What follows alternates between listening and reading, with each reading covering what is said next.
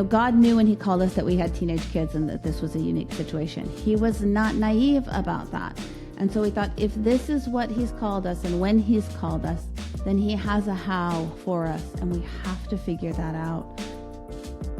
Buongiorno. You're listening to Going, Where God is at Work, a podcast that sits at the intersection of missions theory and practice. We're walking out our call to ministry in faraway places and happy to have you join us on the journey. I'm your host, Jesse Pauli, a missions leader serving in Rome, and I'm here with Alessandro Di Leonardo, church planter in Cisterna di Latina, and Jen Williamson, our missiologist who lives and works in Lyon.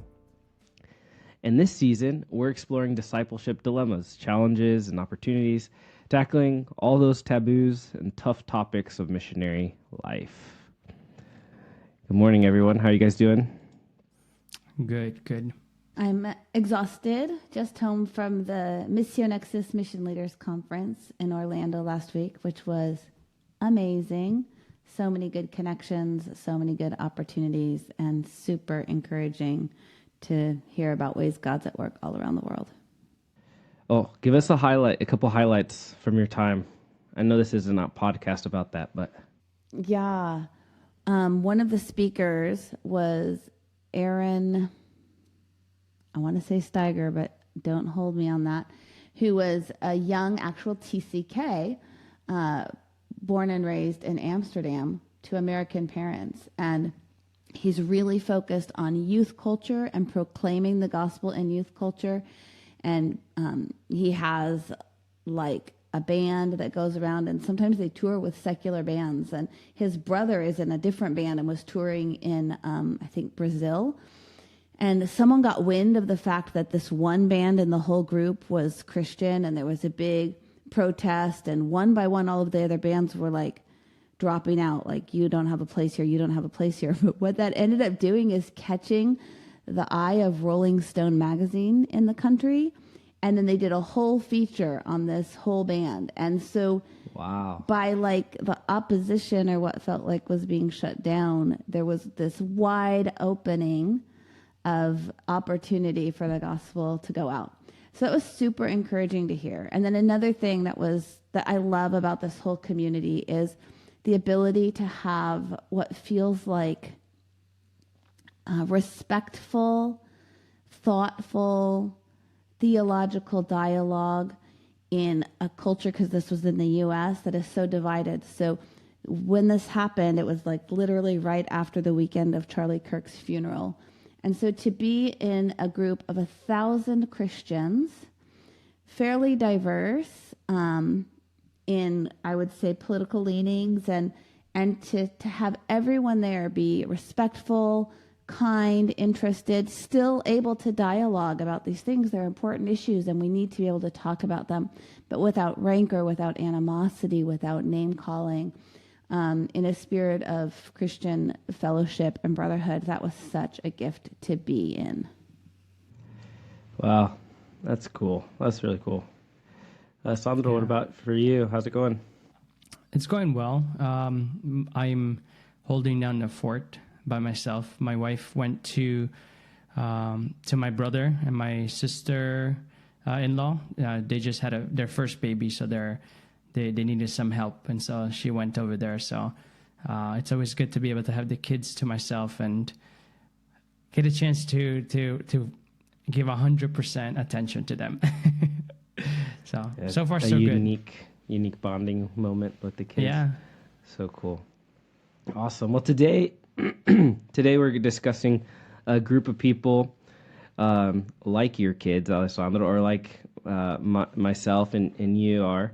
We're discussing third culture kids, TCKs, people who grew up in an intersection of multiple worlds. We have, a passport from a certain country. We're living and learning life in another country, and somehow that all collides. And so to start, let's get personal and thinking about your own childhood or your children's experience. What's a specific place, food, or tradition that feels like home to you? Even if it's not from like the country that you were born in or of origin? Well, in my case, because I grew up in Sicily in Italy and then coming to the U.S., something that's starting to pop up now, but growing up definitely was not something that was available, was during Christmas in Italy. We eat this cake. It's not a cake. It's like a mix between a cake and a piece of bread. It's called panettone. And so having that always brought back memories of home back from Italy. And so that's definitely a piece that even today, now that I live in Italy, it's still like something I look forward to. Yeah, one of my kids' favorite dishes is raclette, which is a French cheesy winter dish often served like in ski mountains, or tartiflette. So those are two sort of alpine French dishes that my kids love that have become part of our regular rotation and often get shared at Christmas. I also had an interesting experience just eating in the U.S. because I was just there. Someone asked me, when did you adopt the continental style of eating, which is where, you keep your fork in your left hand. You don't do the switchy back and forth thing like Americans cut and then switch their fork over. And I told them this story about how after, I don't know how long in France, I can't remember, early, I would say a year or less, we had some visitors maybe 2 years. We had some visitors from the U.S. over, and they observed how we were eating at the table, and they said, when did you all decide to eat like Europeans? And we all looked at each other, and none of us had made a conscious decision to make that change. None of us had said, I'm going to eat like the people here. We all just made that change, and it's now normal for us to eat like that. So it's not a food, but it's just a way of eating. Yeah. It kind of plays into that idea like more is learned caught than taught. Yeah. You kind of don't realize how being immersed in the culture changes you. Yeah. Wasn't intentional. Right. Yeah, I think for me it was interesting. A couple of things. I think the thing that's most fresh is having been back in the United States for a couple months this summer. And even just the other day, my brother was texting in the family chat that he had like a memory from our childhood of like riding your bike out down the driveway into the street and into the neighbor's driveway and then back over into my grandma's driveway. And seeing my kids do that this summer was kind of like a memory of like, man, here we don't have that. We don't have a long driveway for them to ride in. We live in an apartment complex, and they actually don't let the kids ride their bikes in the courtyard and things like that. And so that was probably one of those memories, childhood experiences. My wife and I realized on this last trip, there's so many things that we experienced as a child that our kids won't. And it's not just like United States. Like she grew up in Brazil, and there's things that were unique to her childhood that they just will not have the ability to experience. So it's just part, I guess, of the call to living overseas or to moving. But the inverse is also true. They will have a bunch of experiences that you didn't have as a child. They're just different. So I think of, my kids went to high school in France. They never went to a prom. They never went to a high school football game. They never played on a sports team even in high school, because that doesn't happen here in Europe. That's not how things are. But they did visit, more than 10 countries by the time they graduated from high school. And they had experiences that I didn't have as a high schooler. So it goes both ways. Yeah. And there's the language piece. There's so many, no matter where we're at, people are like, what? Your kid knows multiple languages. That's so cool.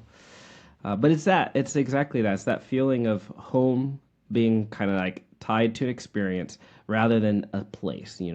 One of the things that we had to do this summer was pack up my wife's childhood home. It was the house that she lived in the longest in her whole entire life. And her dad's going to be moving. And so we had to go through a lot of stuff. And it was, emotional. That was, deeply tied to the sense of home. It was the location. But for TCKs, it's much more about that complex sense of what are the experiences that we're going through.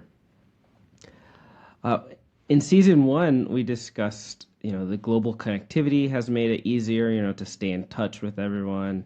But it can also complicate that process of incarnation and assimilation, and especially for kids. Today, TCKs experience through our seasons, or let's look, excuse me, let's look today at, as we've been saying for season 3, at kind of that internal experience and that external experience that the TCK would live through. So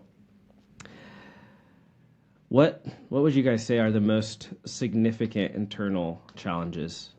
Or maybe we could flip that and reframe it to unique blessings that come with being a TCK. Well, I think if you put it as blessings, is the ability to just, as Jen alluded, experience more cultures, because the tendency is that you're not just experiencing another culture, you tend to also experience other cultures. Specifically, if we're talking about TCKs that happen to be also missionary kids. And so in that case, my children get exposed to a lot of different peoples who come and go, and themselves traveling. Underneath that blessing, though, the difficulties is this idea of, can they process the idea of people come and go? Like I said at the beginning, my wife is not here. And yesterday when we were talking on the phone to her, she just left yesterday and she'll be back Friday. So it's nothing super long. But it was the first time, my daughter's 4, is the first time that my daughter cried about her being gone. And I said, oh, this is like, I want her to stop crying, but this is also good because she's actually feeling she's missing her mother versus she's been gone before, and it's because she sees so many people gone, and my son as well, that they've just never cried when they have to leave or people leave. And so to me, that was like, oh, this is a good thing. I'm gonna let her cry a little bit before I stop her. Yeah, it is that emotional. There is that emotional awareness that starts to come with that idea of like coming and going, and we realized that too the first couple times that we had gone back to the United States and then left. For Sophia, it was just a normal thing to go on a trip, to go on an adventure, as we would frame it for her, like, we're going on an adventure. And then this last time, as she starts to be more aware of, the sense of time and how long and space, she had a pretty significant meltdown with my mom when we said goodbye, and it was really hard. Yeah, it was really, really, it was the first time for us that it was like, whoa, this is hard for them to process that grief of leaving. And but like you said, I saw a good thing, because it also has helped showing that they're growing and that they are understanding and experiencing their emotions. Yeah. I would say we moved when our kids were almost in high school. So they did sort of late high school years, later childhood years in France, not young childhood years. So they really had to adapt in a lot of ways that we had to adapt as well. But they also had, well-developed intellects. And so the blessing was this expanded worldview. It's so easy to have a very insular life, especially in the U.S., where you don't border very many countries. Really one language is ubiquitous, where... And even worldviews, it's funny, with all the division in the U.S., there's so much that is just plain old American. And so my kids are really world citizens, and they have a broader understanding. They're paying attention to what's going on beyond the borders of the U.S. And that comes with a weight to care about so many people in so many places, and to have all of that on your radar can be heavy. It's a lot to bear, and yet I think it shapes them in a way that makes them really valuable contributors wherever they are. They are sensitive to cultural differences. They are aware of what outsiders might be feeling. they are in tune to things that sound like they might be excluding or hurting people, because they've been on the other side of that and they know what it feels like. Yeah, I feel like it's so interesting because it's kind of like our kids, or third culture kids are getting a double. I don't know if a double upbringing is the right word, but this kind of, they're being taught the values that the culture that they're in hold and want to instill. So, like, for example, Sophia's school is talking about peace, and they're like explaining to these little kids about wars and peace at such a young age, which probably we wouldn't have explained using war. We might have used something else, but but then, like, we're instilling in her values around faith and her relationship with God. And so it's just interesting. They're kind of getting two kind of curriculums or two life lessons always at the same time as they're growing up, and it does expand the worldview. I feel like even even other countries, when they're not interacting with other people from other cultures, when they're not interacting with people from far away, you have that kind of, like you were saying, Jen, insular kind of perspective. But by definition, the idea of the third culture kid is one that is constantly interacting with multiple worldviews, and so they're wrestling and figuring that out. Yeah, I was going to say, I would add that I think TCKs get a better sense of how the Bible is written as they're reading it. There's just so many nuances that if you lived in one place, you just don't get, like speaking multiple languages or hearing multiple languages. I just know, for example, the New Testament and the Old Testament being written in different languages, and then the fact that people spoke Hebrew in the New Testament, but at least in the Jewish people, but then they wrote in Greek, sort of like, what? Doesn't make sense. Why would you speak one way and write another way? But to us, it makes perfect sense, at least to people who've been exposed to things like that. And then just kind of to add, Jesse, you were mentioning this whole thing about being doubly brought up. The Bible speaks very much about this idea that we don't belong to this world. We're in the world, but not of the world. Even Peter, in 1 Peter 2:11, talks about that we're aliens, we're strangers in this world. And so there's this idea that they can love a place, but not put their allegiance to it to 100%, because their allegiance is to Christ. And then, so I think TCKs get that better than people who haven't had that experience. Exactly. That's interesting. Yep. It does create tensions, though, too, because when you've been exposed to, particularly in a Christian faith community, to an expression in one culture, and then you see the expression in another culture, you begin to realize that there are things that are in tension or seem to contradict each other, and both are full-on believing. And so it really forces you to figure out, wait a minute, what does the Bible really say, and what is really essential here and what is non-essential. And I think that can be challenging, and I think it can be good. This is interesting. What you guys are bringing up makes me think of a conversation I just had actually yesterday with a pastor who, in a sense, is a missionary here, but they've been raising their kids very missionally in the city. They've been focused on, evangelism and discipleship and running the church. And they just recently made the move to put their high school son into a Christian boarding school in a different country because they felt like that was important for his development and whatnot. And so I'd be curious, Jen, as someone who's raised, teenagers in TCKs that are now off on their own, living their life.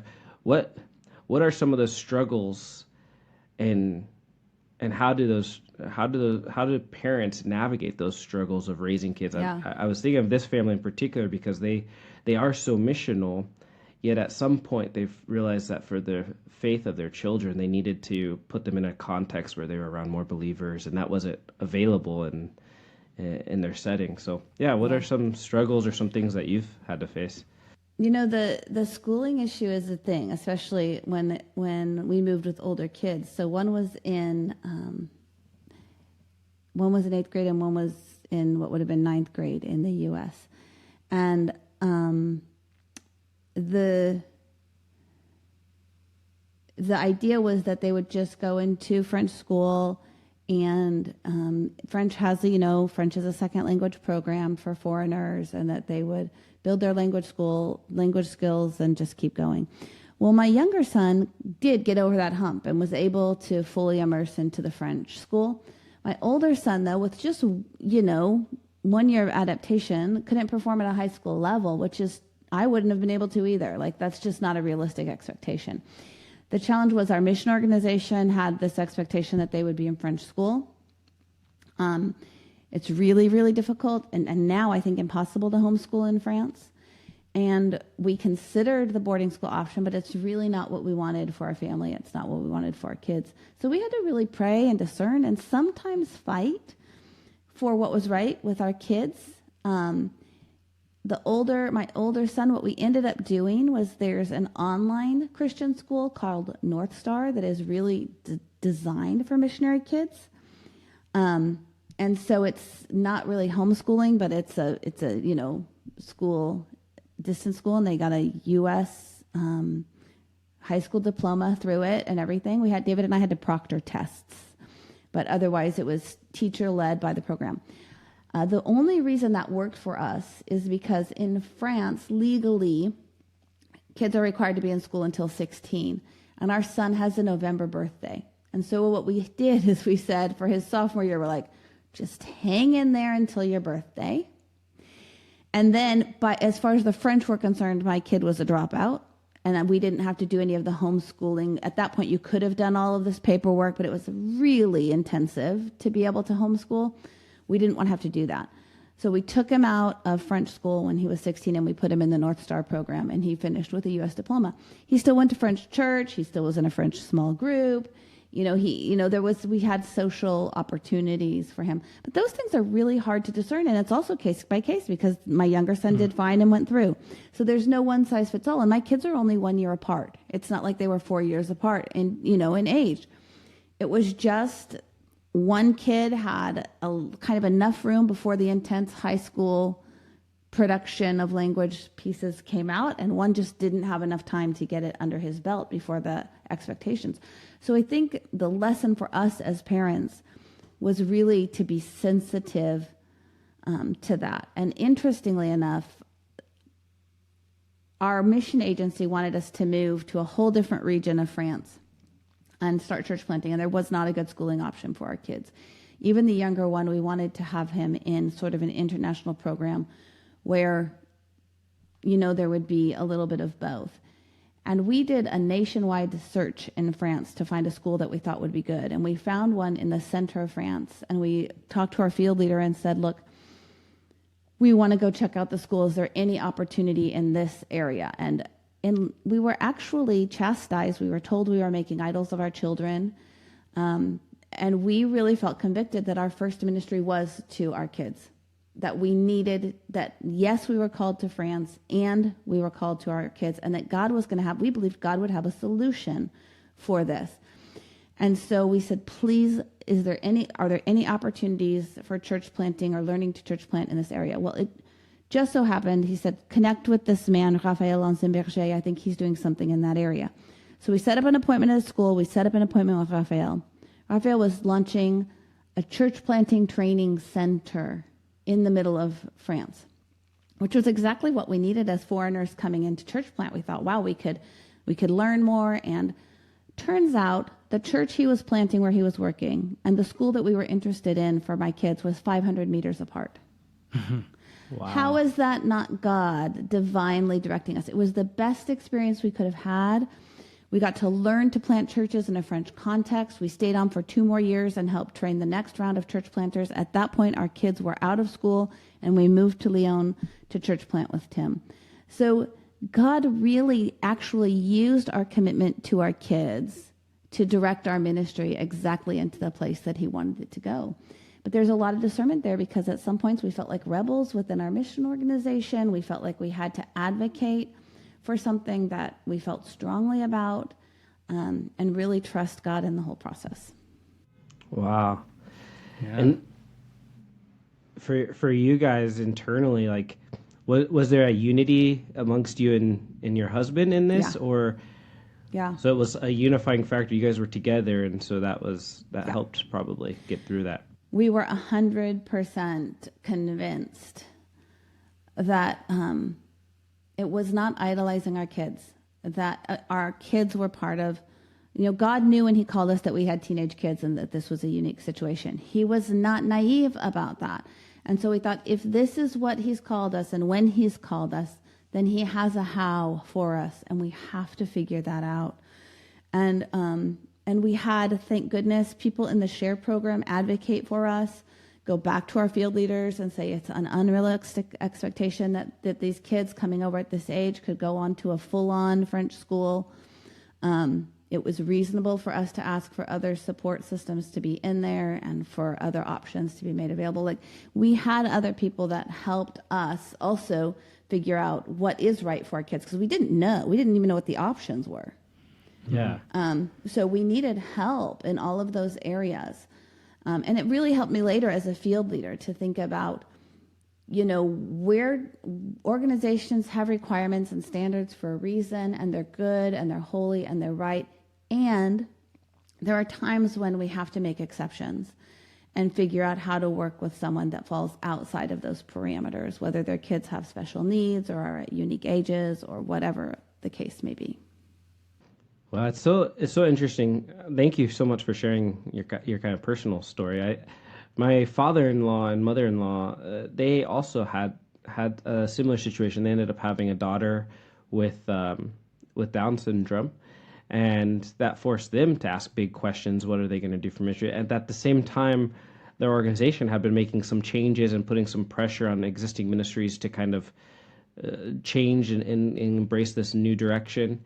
And so for them, that was they just saw that as, okay, God's clearly confirming that it's time for us to transition to a different ministry. And and so that kind of brings me to this other lens that we want to look at this whole thing through is kind of that external lens. How has raising third culture kids, how does that impact our interactions with our ministries, with our partners that are supporting our ministries, and the people that we're ministering to. I guess maybe since we just talked about our home assignments last episode, maybe we could launch off of that and also talk about the impact of the home assignments and visiting ministry partners, be it churches or families, and the experience that is for our third culture kids. Alessandro, what was your experience like going to visit donors and churches with your family this summer? And Yeah. So at least my kids are still small, 6 and 4, going to 7 and 5. So for them, like you kind of mentioned, Jesse, it's an adventure. So they don't really, if they do experience something, they don't know they're experiencing it. They just know this is fun. They get to meet people. They get to go here and there. Once in a while, they would be like, can we go back home? But for the most part, they're enjoying themselves. It's kind of hard to explain, to answer that fully, because going back to my story, even though I am a TCK, I'm a TCK who was not a Christian. Like, my parents were not Christian, so they didn't raise me in a way that I would raise my children, both from a biblical perspective, but also from a still biblical perspective in trying to put my children first. And so there's a lot of things that when I'm experiencing, it's sort of like, even though it's not the best case scenario, it's better than what I had. So I always have that duality, like, this is not the best, I would want better. But at the same time, look how I turned out. I'm alive. I'm still here. I got to know the Lord. So I always have this kind of two mindset. And so as far as the receiving end, the people that we're visiting and stuff like that, I feel like it's not even mentioned. It's not even thought about. It's not something that like, hey, your kids must be, or this is something you guys are going through. I think zero conversations came up with it. So yeah, quite interesting. I don't think I noticed anything that kind of specifically focused on my children being TCKs and how they can be of help or how they can give me some wisdom. And this, I think it's something that goes unnoticed. At least I didn't notice. Yeah, for us, it was interesting to see the reaction of our children, like when we would go into a church and they would see all these people come to say hi or to greet us and to greet them, because they felt like they knew them through newsletters, through prayer cards and things and photos. And then our kids were just kind of in shock, and some of these are people that like, we had deep friendships with and we would trust our kids with them. But obviously our kids didn't know them. And so when they would reach down to like pick up Malachi or rub Sophia's head or something, the kids were just kind of like taken aback. And I think it speaks to a little bit the naivety of our friends and partners, because they just don't realize like, yeah, this is going to be an adjustment for the kids. But at the same time, it was really cool because as we visited different families, we were able to talk, in the car ride to those places and say like, to the kids, this how we are praying for, our friends in Italy and these guys pray for us and they pray for our family. And so kind of to help, it was cool to see Sophia in particular, who's 4. She starts to grasp these things a little bit better than our 2-year-old. But to see Sophia start to understand, like, wow, these are people that care about me, that are praying for me, and that was really cool. And I think it was rich for her to be able to experience that. And then I think once we realized that we needed to help her understand those things, it helped the trip be that much more positive for her, because then it was like exciting to meet people that think about her and that love her. Jen, how about for you? It is kind of interesting because Sandra and I have 2 young families, but your kids were much older and had already lived for some time in the States. So when you guys would need to go back and visit or do a home assignment, what was kind of the interaction, the impact on your family? Yeah, well, we've never spent too much time back in the States. Actually, we never did more than a couple weeks at a time. So for them, it was seeing old friends and getting to reconnect with people and places. And I think it was edifying for them just as much as it was for us, and challenging in similar ways too. So the biggest thing I remember about that is it suddenly felt like we had a secret language. So if the kids wanted to say something to us while we were in the States that they didn't want anybody else to know, they'd just speak to us in French. And that felt sort of like a release valve for them to be able to slip into French. Yeah. Yeah, I tried, but Sophia's Italian isn't quite up to par yet. So she understood me, but she couldn't tell me back anything. That's fun. Yeah. I think too, I really do appreciate the people that are dedicated to working with missionary kids. I know that the investment that our organization made, especially through one particular couple, into the lives of our kids was significant. And for that, I'm just deeply grateful too. I want to say that I don't feel like David and I could have done it alone, and having other people who took the time to get to know our kids and invest in them and visit them and reach out to them was really valuable piece of the journey. Yeah, that's been something for us that's been a big, I don't know if revelation's the right word, but it's been really important for us, is that the friendships that we have here in Italy, that they be friendships where also our kids are able to enjoy those friendships and engage. But then also, when we went back to the States, the people that were really able to love and show care and to our kids has been really encouraging to us as well. Um, what one of the things that I don't know, we haven't had this yet, but my wife is a TCK, and one of the things that she often talks about is that idea that missionary kids, which is similar to pastors' kids, they get put on a pedestal. Sometimes they get expected to act a certain way or to perform, get up and sing a worship song in your native in the language of your country, or things like that. And so far, I mean, our experience hasn't been that. We haven't had anyone, but I know that's been a struggle in the past, and or even just the simple, we talked about before, but like welcome home, and that idea that this is, it was so cool because Sophia was just very outspoken. Like, I miss home, I miss home. And she was referring to Italy. So it made people wrestle with that. Wow, okay, for them, home is different. So, Yeah. Very cool. We were really careful, especially having teenagers, about letting them have a say. So our family has done worship together. So sometimes we'd be invited on home assignment to lead worship. And our kids, we've done it together, but we always gave them the choice because we refused to kind of do the pony show with our children. So we just tried to be respectful that they were invited to participate in those opportunities, but they were allowed to say, no, I don't want to do that. And I think it was good to give them that option.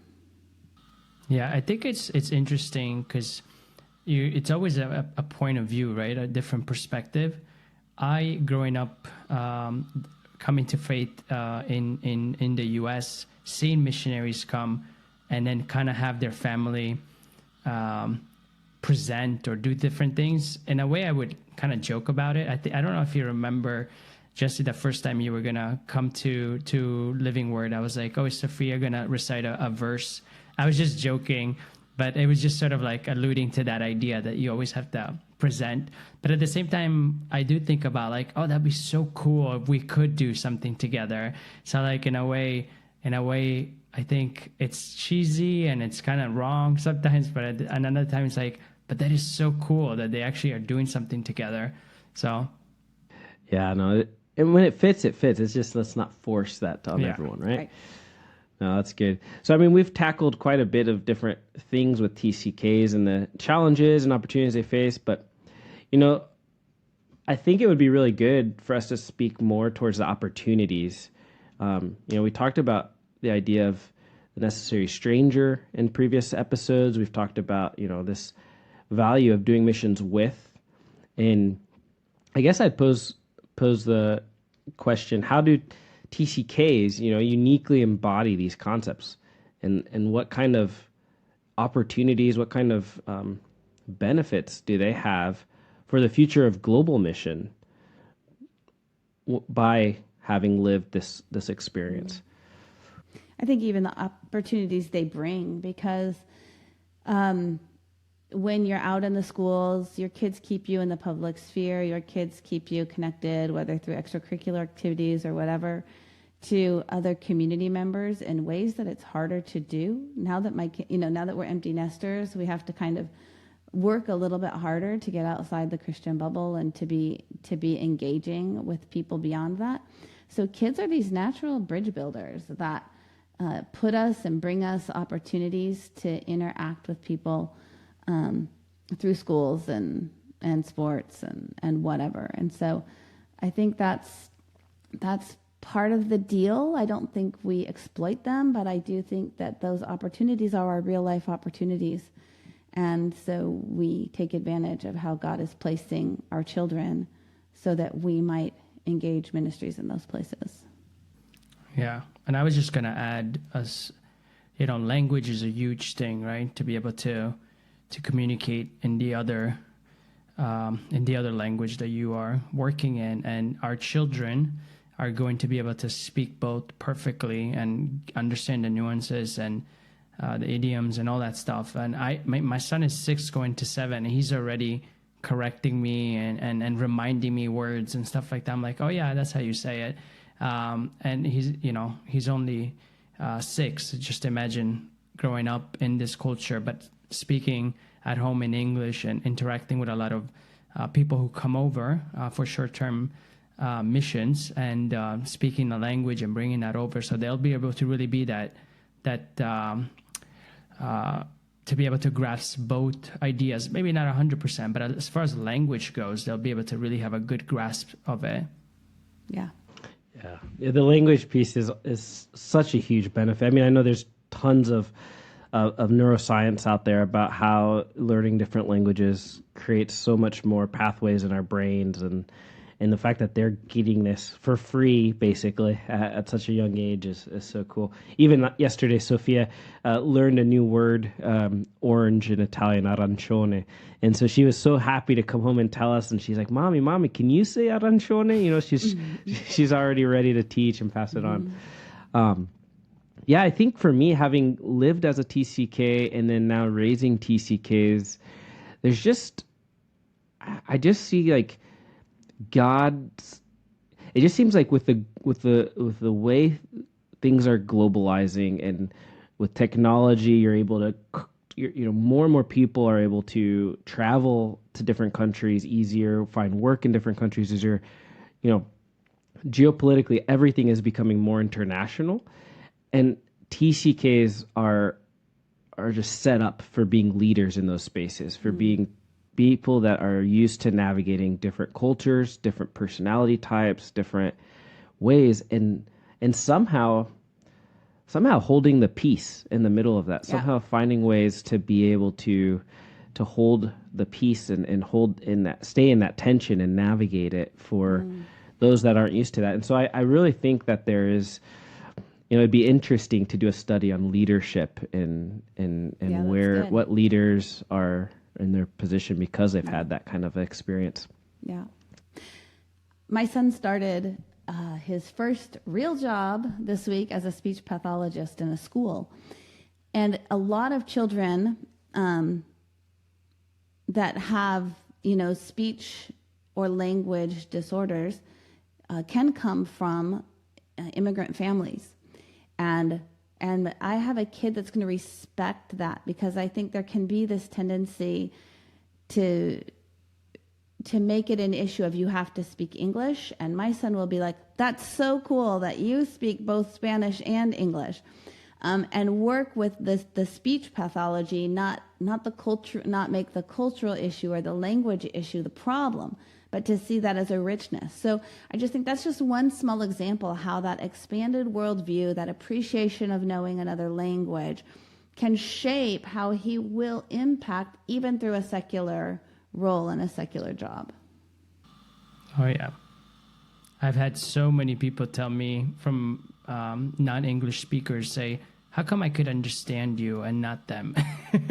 to a native speaker who speaks English. It's just the appreciation of knowing that I got to slow down when I talk. I can't just run through words and cut words out and stuff like that. So even that appreciation. Yes. That's so true. Yeah. That's so true. Yeah, I think the lives of third culture kids are a powerful illustration of just our season's theme of the challenges that come with belonging and identity, and the dilemmas, but also the unique opportunities that we have in those, and supporting them well isn't just about preventing missionary attrition or something like that, but it's really about investing in the future leaders of a truly global body of Christ. And it's so cool to think of all the many opportunities that will come for our third culture kids. Well, thank you so much for listening, and we hope that you enjoyed our conversation about third culture kids, that you found it insightful, that you realize that your ministry is important to us, and that we hope you consider this time an investment in the work that you do. Don't forget to subscribe. Please leave a review. You can put a comment on stuff that you would like us to talk about, or someone you would like us to interview. But please leave a review and share the podcast with your friends, especially the episodes that might be pertinent to them. But until next time, keep going wherever Jesus leads you.